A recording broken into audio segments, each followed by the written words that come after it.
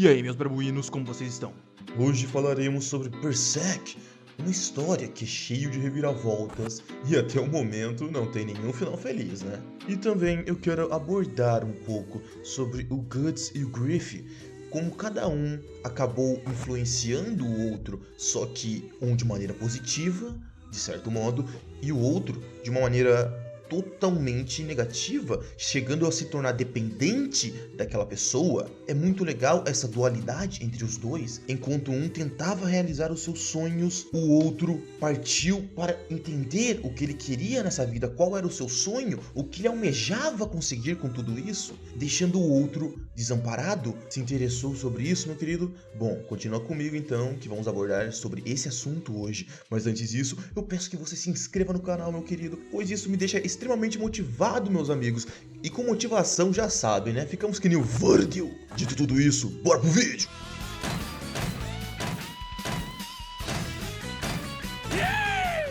Vamos do começo, meus amigos. Vamos falar sobre a infância de cada um desses personagens. Vamos começar com o Guts.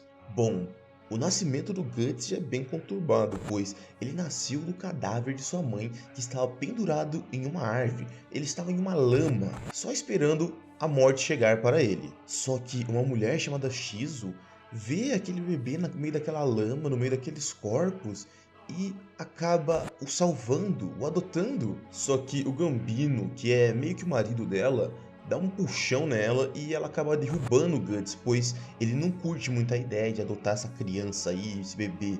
Aí quando o Guts cai no chão, ele começa a chorar e acaba surpreendendo a todos no local, pois em meio a tantos cadáveres, o único sobrevivente é essa criança que nasceu de um cadáver. Algum tempo se passa e Guts vê a sua mãe adotiva, aquela que o salvou quando era um bebê, agonizando, sentindo muita dor devido a uma doença que acabou a matando, e Guts presenciou cada momento disso. E aos 6 anos, Gambino começou a treinar Guts, e com isso temos um amadurecimento precoce no Guts. Eu entendo que na Idade Média você era obrigado a amadurecer rápido, pois a sua vida dependia disso. Você não podia ser uma criança inocente como nos dias de hoje. Você tinha que entender o mundo, você tinha que saber como ele funcionava, pois era um mundo mais perigoso, cruel, imbatível. Mas ainda assim, com os padrões que temos hoje, é bem difícil vermos uma criança amadurecermos tão rápido, não concordam? E Gambino tinha um treinamento bem pesado para o Guts, que era só uma criança, e ainda o levava para os campos de batalha, para ele aprender como funcionavam as guerras, para ele aprender como funcionava o ambiente, para ele pensar rápido e conseguir se tornar um guerreiro. Mas ainda assim, mesmo com esse amadurecimento precoce, ainda vemos uma criança ali, com o Guts sentado no tronco, assoviando, brincando ali. Ainda dá pra ver aquela criança, mas isso tudo ia mudar muito rápido. E aos 9 anos, Guts vai finalmente para um campo de batalha. Inexperiente, assustado, mas ele consegue lidar com tudo aquilo. Mas a tragédia realmente acontece quando eles retornam, pois Gambino havia vendido Guts para Donovan. E Donovan acaba Não posso completar a palavra, nem mostrar isso aqui, pois o YouTube não gosta. Ah, meus amigos, e isso foi um grande divisor de águas para o Guts, pois a partir daqui, isso acarretaria em vários traumas no nosso querido Guts. E um desses traumas é que ele não suporta ser tocado por ninguém. E também isso meio que atrai a besta das sombras, que se alimenta do ódio e do sentimento de vingança. E falando de vingança, na primeira oportunidade, Guts acaba matando Donovan. O que me impressiona é o olhar que o Guts deu para o Donovan. Não é mais aquele olhar de uma criança inocente. Ali é o olhar que o Guts passaria a ter por boa parte de sua vida. E nesse mesmo período, Gambino sofre um ataque e perde sua perna e não pode mais ir para os campos de batalha. E isso afeta o Guts, pois mesmo o Gambino sendo um idiota, um babaca e um escroto, o Gambino foi a única figura paterna que o Guts teve. Mas Gambino não via o Guts da mesma forma, ele via ele como uma criança amaldiçoada, que desde que ele chegou ali, ele só trouxe calamidades. Uma doença que levou sua esposa, ele perdeu sua perna Ele achava que tudo isso era culpa do Guts, por ser uma criança amaldiçoada. Mas até esse momento, Gambino não havia dito nada disso para o Guts. Mas após 3 anos, Gambino se entrega à insanidade, fica completamente insano, louco, e vai até a barraca do Guts para acabar com ele. Então, ele revela tudo o que ele sentia para o Guts e ainda completa dizendo que vendeu ele para o Donovan por 3 moedas de prata.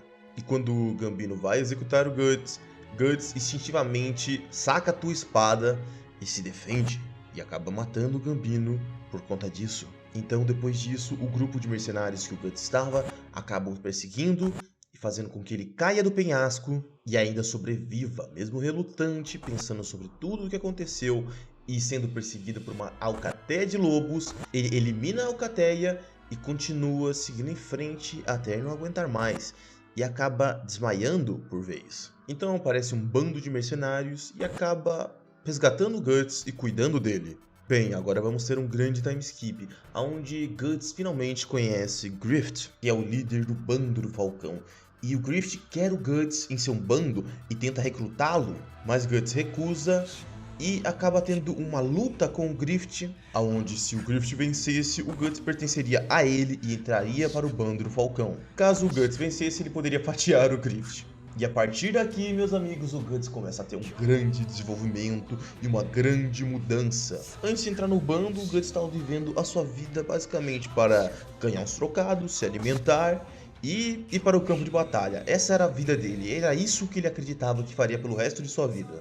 Mas com sua entrada no bando, ele começou a mudar, como eu disse. Ele começa a se importar com seus homens, ele tem o seu próprio pelotão, ele se torna o capitão e a vida de cada homem ali se tornou importante para ele. E também ele começa a formar uma certa amizade com o Grift. Claro, pelo menos da parte do Guts, assim, enfrentando diversas batalhas, diversos perigos juntos. Mas então Guts escuta a conversa do Grift com a princesa, que ele não considera ninguém daquele bando um amigo.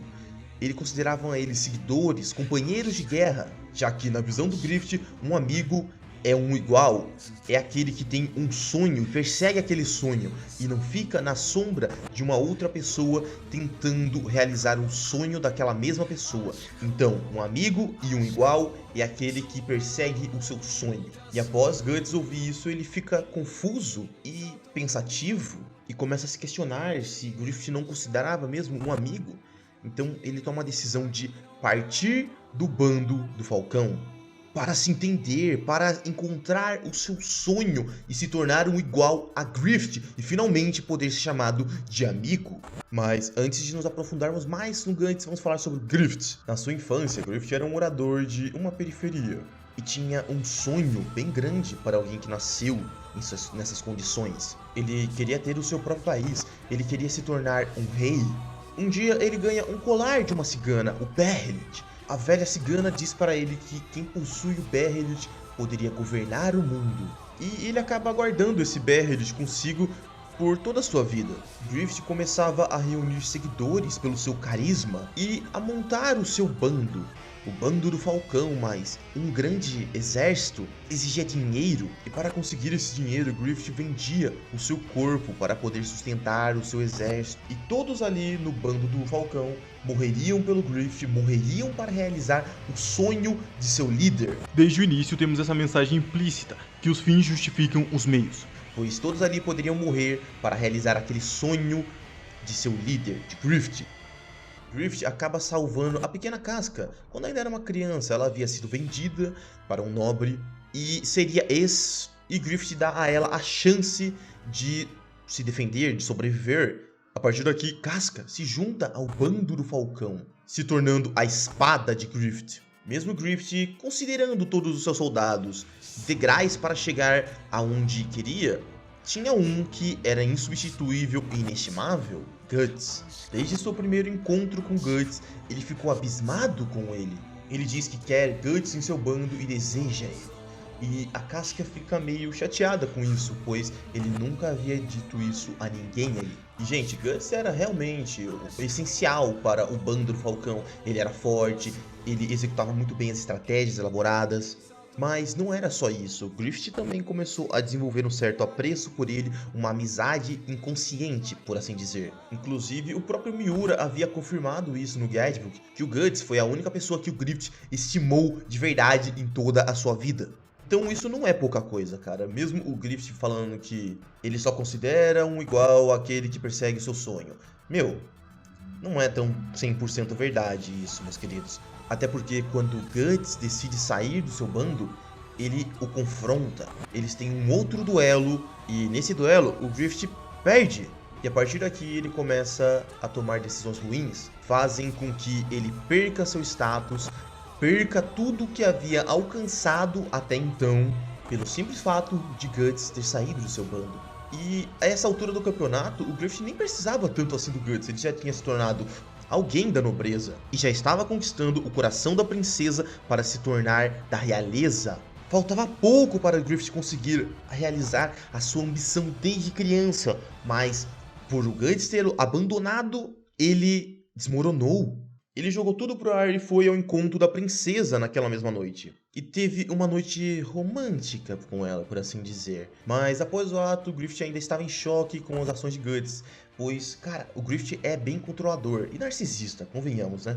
Mas o rei descobre o que ele fez com a princesa e acaba o prendendo e torturando ele. Afinal, o rei tinha certos desejos que não poderia por sua própria filha. É meio estranho isso. Voltando para o Guts, eles relatam para o Guts tudo o que havia ocorrido até aquele momento. E eles estavam planejando ir resgatar o Griffith. E bom, nesse meio tempo o Guts acaba se aproximando da casca. E conseguindo superar alguns dos seus traumas, ele começa a se abrir com ela e tem uma noite romântica na floresta, perto de uma cachoeira com ela, se é que me entendem. Após isso, ele vai em busca do Griffith, ele vai resgatar o seu amigo daquela prisão, daquela masmorra que ele estava. Mas ao chegarem lá e se depararem com ele, eles todos ficam assustados, pois aquele era o mesmo homem que os comandou, que os levou à vitória, pois eles veem aquela figura deplorável no chão, com os tendões cortados, com a língua arrancada, totalmente pele e osso. Eles ficam abismados com aquilo.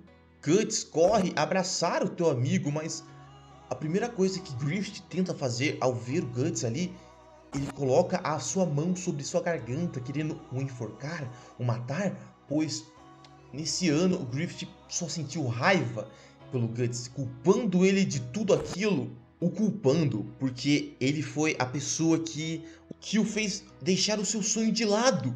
Eles conseguem tirar o Griffith dali, mas eles percebem que aquele homem não poderia mais liderar o bando do Falcão.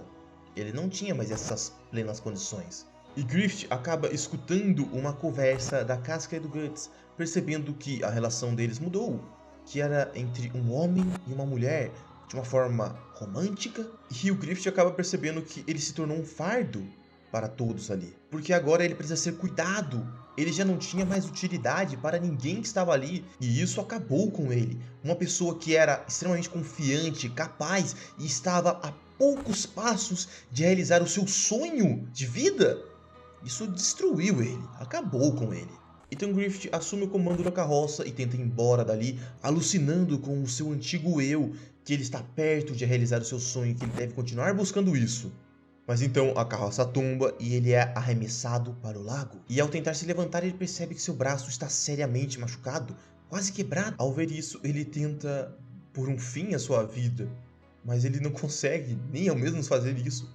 Ele começa a chorar e dar risada ao mesmo tempo. Mas então ele ergue a sua mão e ele vê o Behelit preso em sua mão novamente. O Behelit acabou encontrando o seu dono novamente. E agora chegou o momento de ele utilizar esse Behelit. Enquanto isso, Guts e o bando do Falcão está indo atrás de Griffith para tentar salvá-lo. Então, finalmente, acontece o eclipse. E todos ali são envolvidos por uma espécie de escuridão, uma redoma. Então, os apóstolos começam a surgir por ali, enquanto a mão de Deus faz a sua aparição. Com os 4 anjos, os 4 dedos. Que de anjo esses caras não tem nada, né? São um bando de cramunhão. Eles dizem para o Griffith que ele era destinado a ser o 5º anjo, o 5º dedo, mas em troca disso ele deveria sacrificar todos os seus homens. E em troca, ele conseguiria um novo corpo, uma nova vida e novamente conseguiria perseguir e realizar o seu sonho. E de início, o Griffith reluta em sacrificar todos ali, mas o Ubik acaba meio que mostrando o passado do Griffith, todas as decisões que ele tomou para chegar ali, todas as pessoas, todos os cadáveres que ele deixou para trás para chegar ali. Claro, ele manipulou um pouco o Griffith para chegar a essa conclusão e aceitar tudo aquilo. Não estou dizendo que o Griffith não tem culpa de tudo isso, e sim que ele foi manipulado a chegar a todo esse local. Toda essa trajetória que ele teve até aquele momento foi destinada pela causalidade. Griffith aceita sacrificar a todos ali, já que ele considerava que todos o pertenciam desde o começo. Enquanto isso, Guts tenta desesperadamente alcançar o teu amigo e não percebe que começou um massacre lá embaixo, um banho de sangue. Griffith é envolvido em um casulo para começar a sua transformação. E quando sua transformação finalmente está completa, ele se tornou um ser vazio, sem sentimentos. Ele vai atrás da casca e acaba tudo isso na frente do Guts. Guts, desesperado, tenta ir atrás de casca para ajudá-la, mas um apóstolo acaba mordendo o seu braço, o impedindo de chegar até lá. Então, em meio ao desespero, Guts acaba cortando o seu próprio braço para tentar chegar até casca e ajudá-la. Mas tudo isso foi em vão, pois outro monstro chega e acaba segurando ele e perfurando o seu olho direito. E a última coisa que aquele mesmo olho viu foi a sua amada sendo violada por outrora o seu amigo. Guts e Casca são salvos por Skull Knight, mas mesmo Skull Knight o salvando, eles se tornaram pessoas cheias de traumas, nunca mais seriam os mesmos. O trauma para Casca foi tão grande que ela regrediu para um estado de sua infância. E ela não podia ver o Guts, pois tudo aquilo a fazia reviver todo aquele momento. Guts não podia ficar perto de sua amada. Guts mal tinha resolvido seus traumas do passado e acabou ganhando novos traumas. Guts se tornou uma figura vingativa, cheia de ódio, que vive apenas para executar a sua vingança. Enquanto Griffith, agora renascido como Fenton, se tornou um ser vazio, sem emoções e que faz de tudo para realizar o seu antigo sonho. Bom, meus queridos, nesse vídeo é só isso que eu tenho a dizer sobre esses personagens. Se eu conseguir entreter vocês até aqui, eu peço que deixe seu like e se inscreva no canal, meus queridos. Afinal, sem vocês, eu não sou nada. E como eu sempre digo, isso é apenas o começo.